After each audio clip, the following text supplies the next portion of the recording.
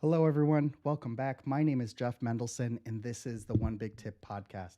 And today I am really pleased to have with me on the line Daniel Blue.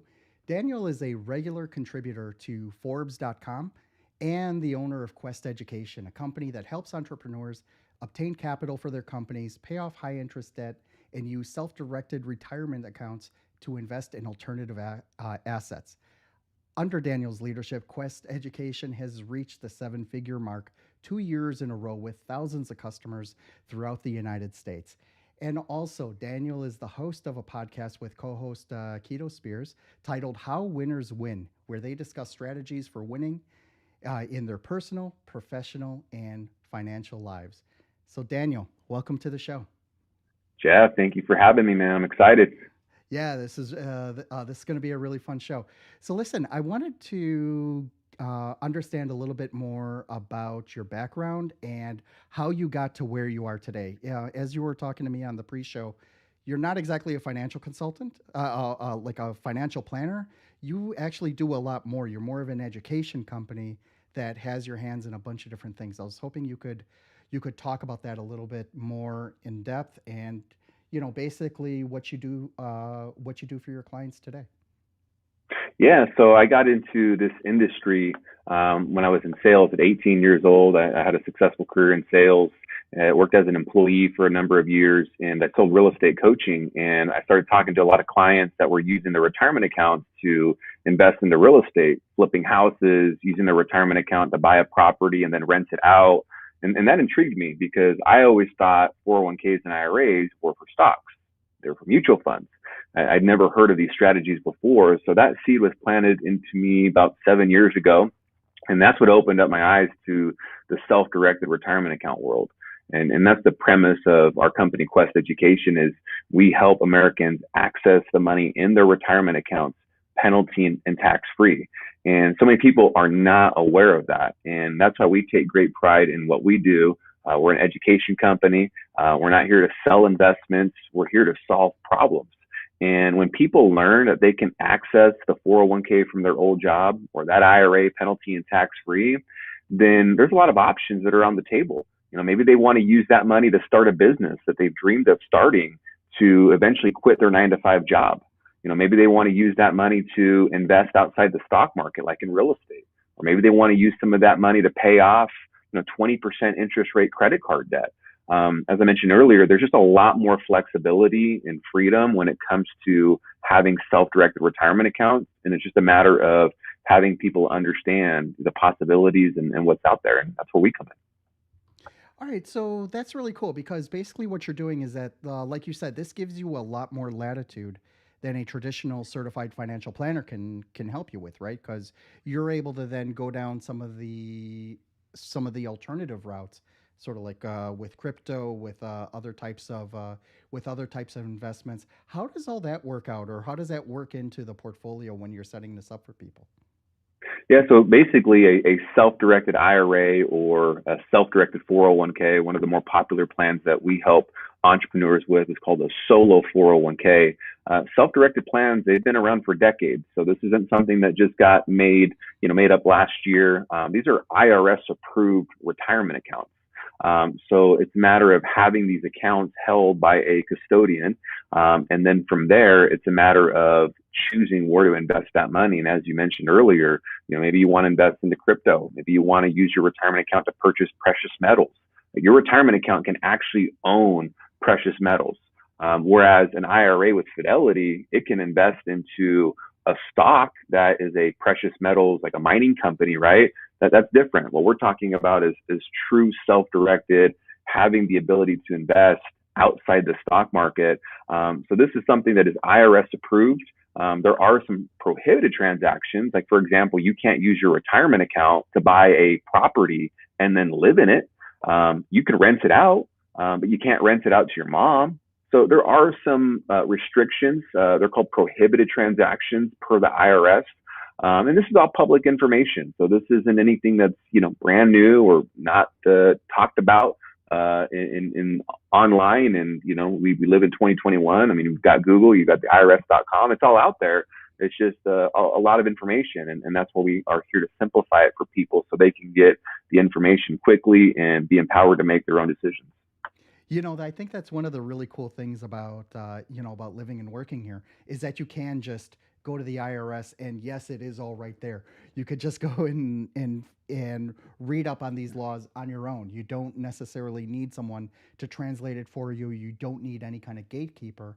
And the fact that you are actually showing people the way of how to go ahead and find that and move this money around so that you're not penalized, so that you're not overly taxed is actually it's actually the mother load, because what happens is that then you really do have a lot more freedom than other people do in other countries.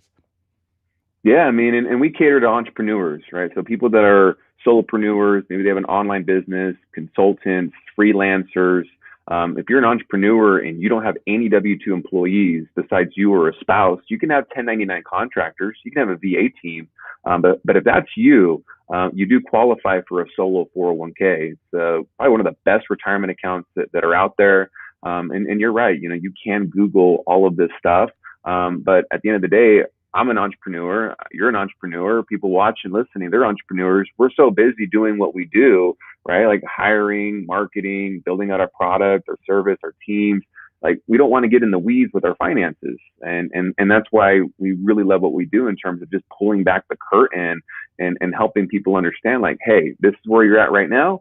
And these are some of the options that are out there for you. And as entrepreneurs, the IRS does give you more benefits on the retirement account side. Amazing, amazing stuff. I want to segue into your one big tip. And it's something that I've heard, a lot already, right? But it's really sage advice, right? And it's all about knowing your numbers. And I think that's really important because not only do you need to know your numbers on a personal level, right? You need to know how much salary you're taking in or how much commission you're taking in and how you pay your mortgage, how you pay your car, how you make your life go around, but also in your business. And, for entrepreneurs, all of that is just so interconnected that, and especially for entrepreneurs, solopreneurs that they are the business, right? That the business does not exist without them. So you really are juggling these multiple entities in order to make it all work. We've talked before in this program about profit first, right? Where you allocate, specific money into specific buckets or bank accounts in order to get that done. But what you're talking about and what you're teaching people is actually more than that. How does the know your numbers concept like really help you in terms of really getting control of your finances and being able to make better decisions going forward?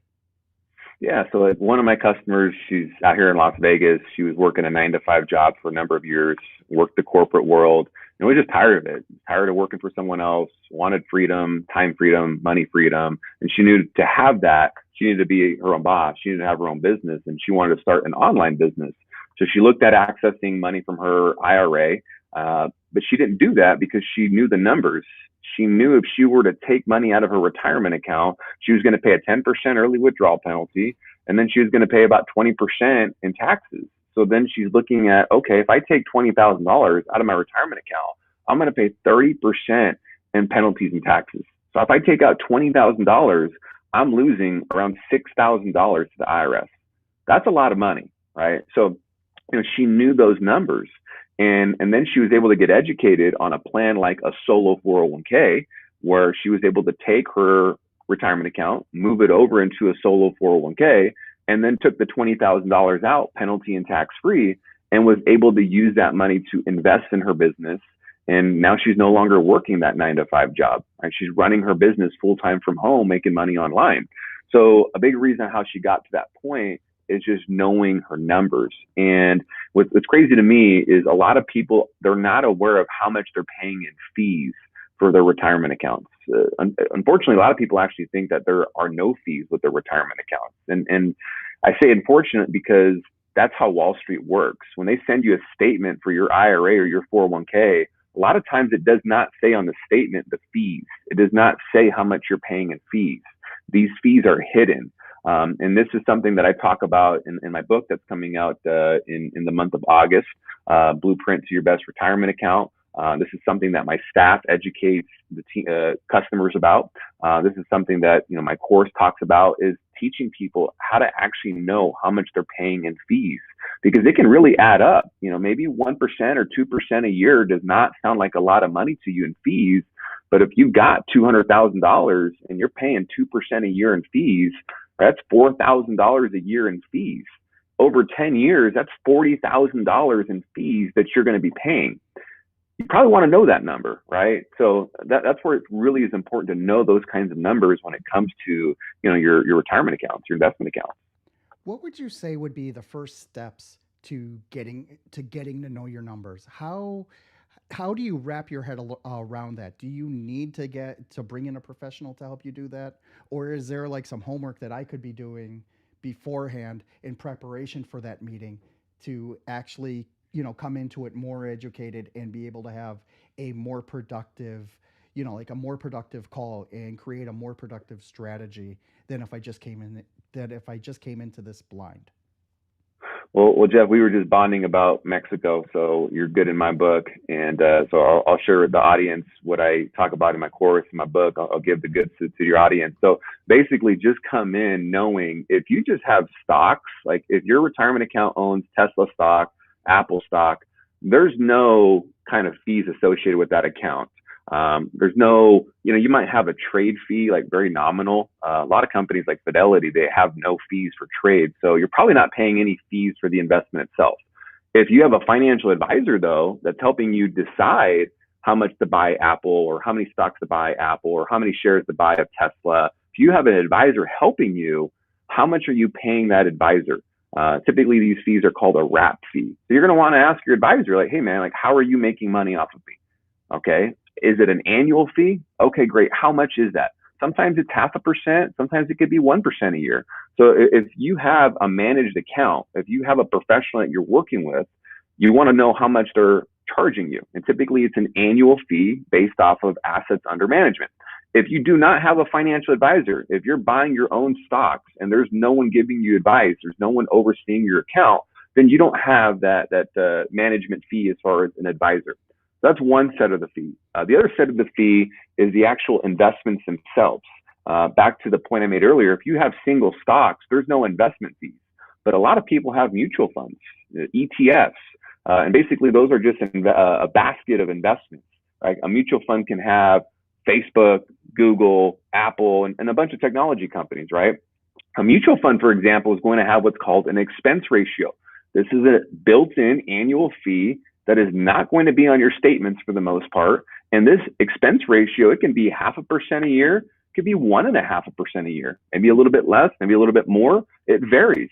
That expense ratio is really important to know, because if you have a portfolio and it's all mutual funds or index funds or ETFs, there is going to be an expense ratio, and that's not something that's on your statement. So when you sit down with your advisor, you're going to want to ask them, like, hey, man, how much am I paying for my expense ratios for my investments?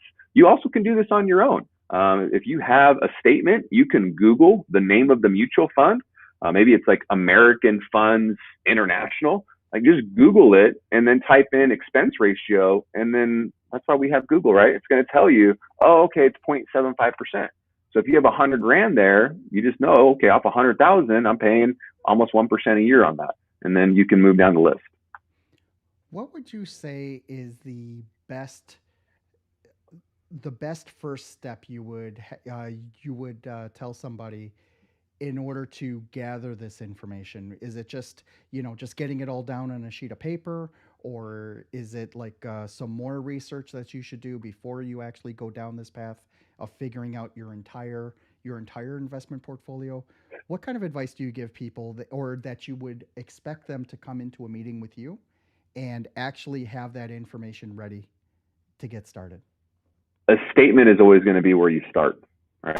A statement is going to give you, and you can grab a quarterly statement, annual statement, monthly statement, and that's going to give you the information that you need. That's going to have a section in the statement called positions or holdings, and that's going to break down, okay, you have $100,000. Okay, it's going to say you've got $25,000 in this mutual fund and 14,000 in that mutual fund, right? So it's going to list the 4 or 5 different investments that you have. And then now you have the names of these investments. And again, if they're mutual funds, if they're index funds, ETFs, there's going to be an expense ratio. And now you have the information that you need to either Google it on your own, or when you meet with your financial advisor, make sure you ask, hey, this $25,000 that I have in this mutual fund that my statement is saying, how much am I paying a year for this mutual fund? And, how much you're paying in fees isn't going to be an indicator if you have a good portfolio or a bad portfolio. I'm not here to say that, because at the end of the day, every company has fees, right? Like, they're not nonprofits. They have to make money somehow. So I'm not saying anything like that. But what I am saying is, this is your money. No one cares about your money more than you do. And it's important that you know these numbers. That way you can make educated decisions and know if and when you want to make changes. Amazing, amazing advice. Thank you so much for that. Can you please let everyone know how they can learn more about Quest Education, how they can reach out to you directly, and basically how can they educate themselves into setting up a meeting with you, or to understanding a little bit better about their investments, so that they can have a fruitful and productive conversation with you? Good place to start, Jeff, would be go to danielblue.me. That's my website. It's going to have my book that's coming out next month. The book's going to be a great place to start. If you want something a little bit more hands-on, I do have a course. It's called The Quest Way, How to Make Money Tax-Free. So there are modules helping people understand how to access their retirement accounts penalty and tax-free, how to create a system to generate tax-free money. So the course is there. There's also a link to my podcast, as you mentioned earlier, How Winners Win. I love competing. I love going through the wins, and unfortunately, we all have to lose. So there's a lot of lessons there. So I wanted to put together a podcast to help people understand different ways to win and how to overcome adversity and losing in their personal life, financial life.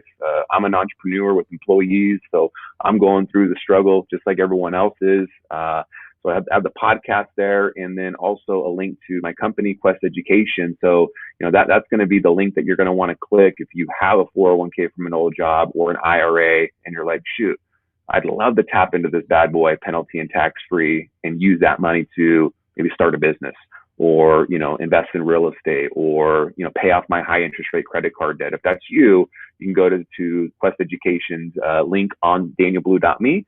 That will direct you to my company's website, and then my staff can reach out to you and really pull back the curtain, give you the goods, so that way you can make a good, educated decision. Amazing stuff. Daniel, thank you so much for joining me today. This has been a lot of fun. I really appreciate you bringing the energy, and also helping to educate everyone on what is the best way to access the money that you've already earned and you've already invested in. So I think that's really sage advice. Thank you so much for being here today. Thanks, Jeff.